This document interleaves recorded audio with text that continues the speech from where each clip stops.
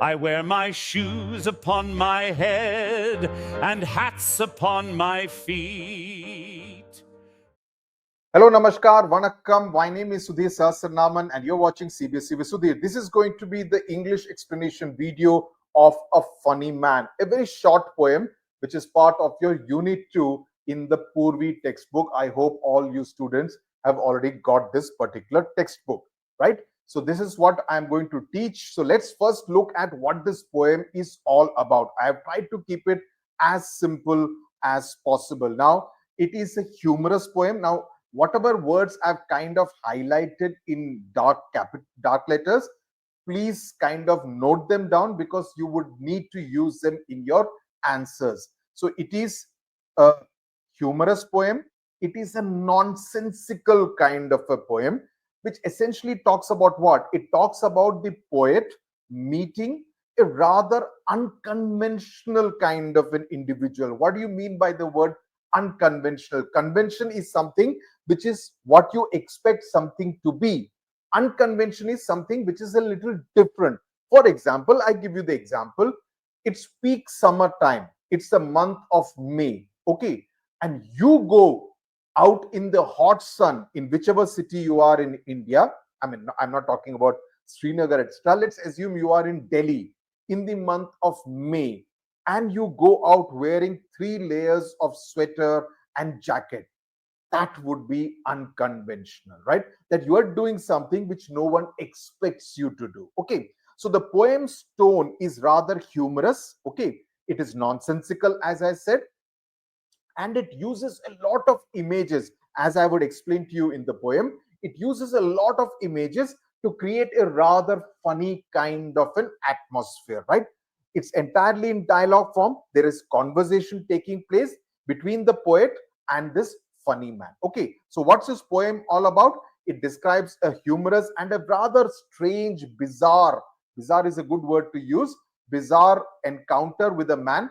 What does he do? He wears a shoe on his head and the hats on his feet. Now that is something rather weird, right? You would agree with that, right? And therefore people think, "Wo kya ho gaya? What is wrong with him?" Right? But despite, you would think that this fellow is a little off. No, he's actually very polite. He is extremely polite, very well mannered. He greets the speaker. He calls her Your Highness. So in that sense, he's actually very polite and well mannered. He, but does something very weird things. Instead of offering her a rose, he offers her a bun, right, which you eat. So you would wonder who offers any lady a bun, right? So the speaker is also very confused as to what this guy is actually up to. And finally, he hops on his head. Again, so the poem also ends on a slightly comical and, as I said, nonsensical note. Okay, so that is what we are going to look at in this particular poem. Before I start, two things I want to tell you. Many of you have been asking me about the question bank, which question bank to buy. This is what I recommend. This is the one for all question bank, NCRT, English, Purvi, class 7. Now, I am not recommending any workbooks. Your school would have recommended X workbook, Y workbook, Z workbook. That's fine. I'm talking about the question bank, which you could look at because this has a lot of stuff which you would find useful because every chapter has been covered. Apart from that, at the beginning, you also have about writing skills like article writing, etc., summary, and those kind of short and long writing skills. You have these kind of reading skills, the comprehension passage, all those things are there. So you would find this particular question bank useful.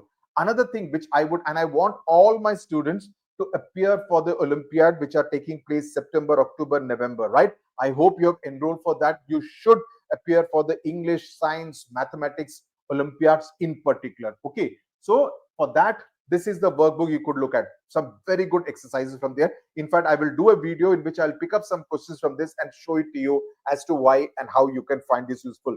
This is useful in terms of, comprehension passage practice of the Olympiad level, active to passive voice. And let me also tell you, please look at all the grammar and the writing skills videos which are there done by me on this channel.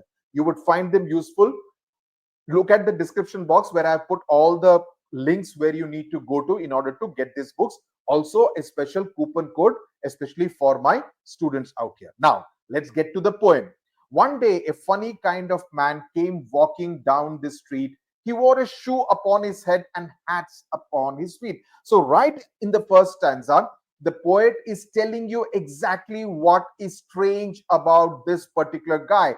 That this guy, actually, this person wears, this man, I shouldn't call him a guy, this man wears his shoe on his head, right? So, this sets the tone. It introduces the central character to each one of us, and right at the outset we can make out that he is someone rather unusual.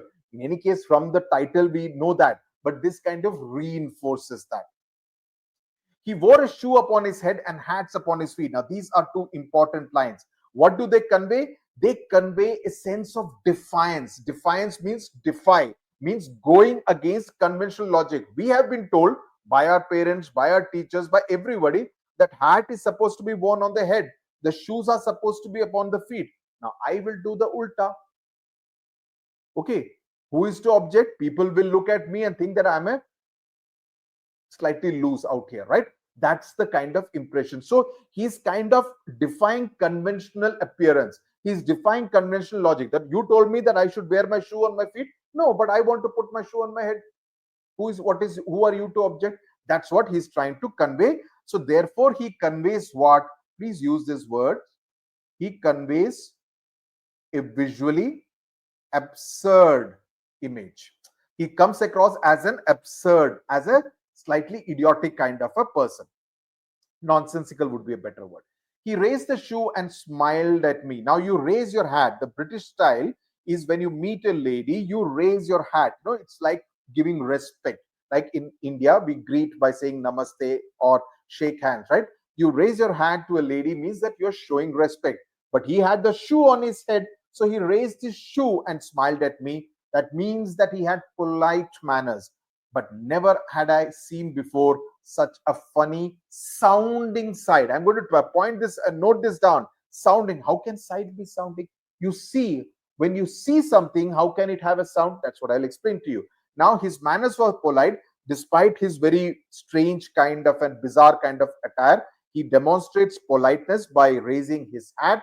And the poet describes his appearance as a funny sounding sight, which means that, she obviously wants to use the poetic device of alliteration, which is why she has used SS, sounding sight. Also, she probably wants to convey that his sight was so unusual. What she saw was something so bizarre and unusual that it seemed to sound funny, or perhaps to say, that, I am so, mere ko chakkar aa raha hai, by seeing a person like this, that I am not able to understand that sight cannot go with sound, right? So it is kind of, even she seems to get a little confused, which is why she has put the word sounding with sight. So it seems to be that kind of an idea that, she's not in her right senses. She's completely dazzled by that kind of an appearance. Okay. And also, never had I seen before. Now here the poetic device which has been used is that of inversion. Like normally, how would you write? But I had never seen before. But I had never seen such a funny sounding sight before. That's how you would write in a normal sentence. I repeat, but I had never seen such a funny sounding sight before. But here it has been inverted. So, but never had I seen before, it is coming in an ulta direction. This is what is called the poetic or the literary device of inversion. Okay, it is to kind of add a bit of style to the poem. Also, some kind of a rhythm, because he wants to obviously rhyme me with before, polite with sight. He said, allow me to present your highness with a rose, and taking out a currant bun and held it to my nose. Now, he's making a rather absurd, a rather bizarre, strange kind of an offering. He says that allow me to present your highness. He's referring to the lady, the poet, as your highness, showing a lot of respect towards her. So he says that, that he's very polite, and it's also a bit of an exaggerated flourish, theatrical flourish, Your Highness. I mean, who refers to anyone as Your Highness unless the person is a king or a queen? So, but it's here, it is referring, it's showing a very exaggerated sense of politeness, and then takes out he says that I will present Your Highness with the rose, but instead of the rose, takes out a currant bun and held it to my nose. Not give it in the hand, but held it to my nose as though wants it to be eaten or to be smelt. Now, currant is a small seedless raisin.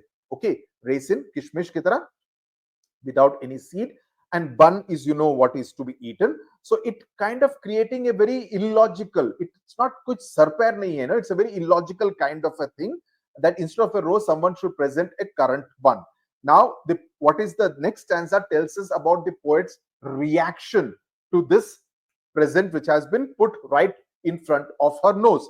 I staggered back. Staggered back means not having control over her steps against the wall. So she took support of the wall, and then I answered, well, I never saw a rose with such a funny looking smell. Okay, with a funny looking smell. Smell looks strange, no? Which shows that even she's not in control of her words and the way she's interpreting the senses. How can a smell be seen?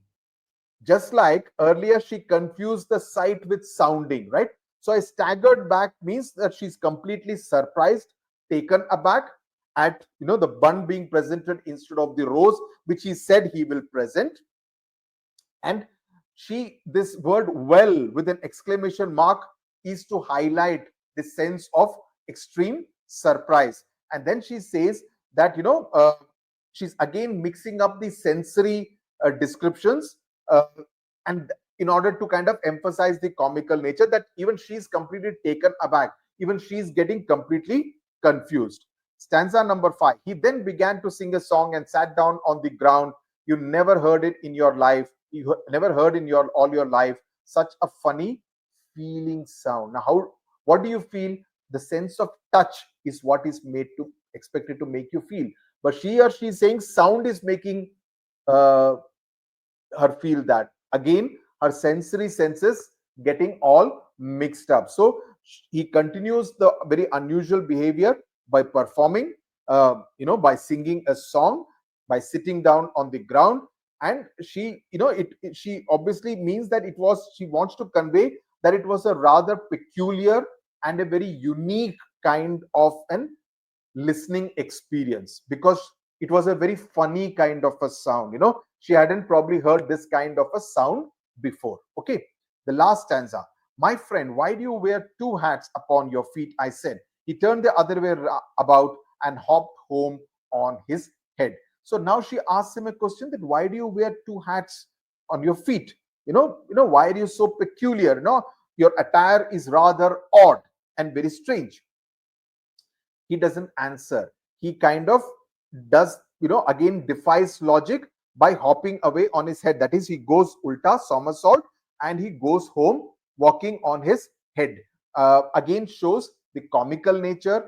It shows the eccentric nature of the person, and you feel कि क्या poem में कोई sir पैर नहीं है, just one weird absurd kind of a poem syllabus में डाल दिया, so we are studying, but what sense did it make? So that's essentially, I'm sure all of you are thinking of it like that. So what we will do, in order to clarify and make it more clear for you, let's discuss some of the themes of this particular poem. Okay, so the first theme is of humor and nonsense. Okay, pretty clear. Humor and nonsensical. It is celebrating the absurd. It is celebrating the comical. Okay, he's wearing shoes on his head. He's offering a bun instead of a rose. He's hopping on his head. His sound is extremely funny. So in that sense, it is humorous and it's nonsensical.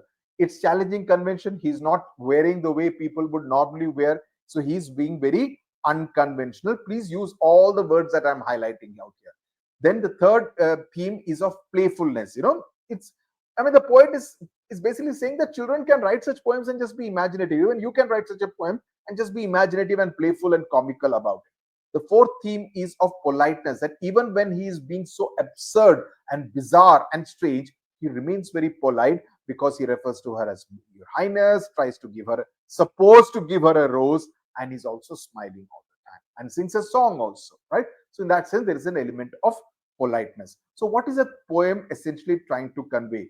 It is trying to convey a unique brand of being funny, that the poet doesn't think he's a madcap, and she doesn't like that. She engages with the person. She tries to converse with the person. She speaks with the person. So it kind of suggests that she appreciates his rather bizarre self.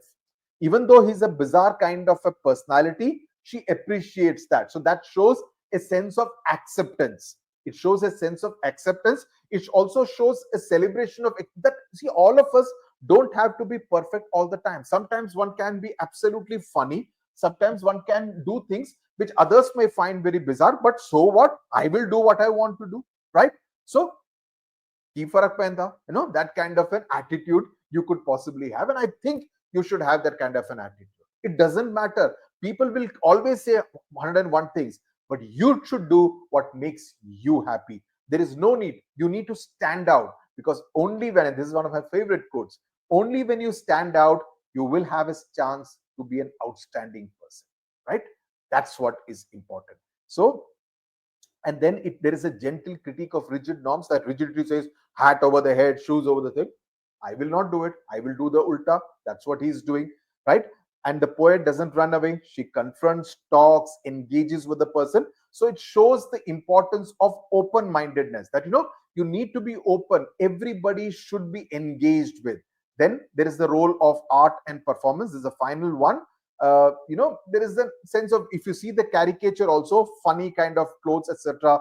The man is wearing, it's like, street acrobats, jokers in a circus, etc. How do they do? And in Satyajit Ray's father, Sukumar Ray's poems called Abol Tabol.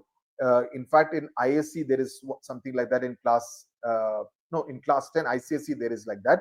He's an Indian poem who used to write these kind of nonsensical poems. He was the father of one of the best film directors from our time. People from West Bengal would be definitely familiar. Mr. Satyajit Ray. Okay, he was a father and a very prolific poet. He died at a very young age. So he used to write these kind of poems. So with that, we come to the end. So I do hope you understood this poem, enjoyed this poem, and we will look at the test papers, the question and answers a little later. Tata, bye bye. Thank you very much.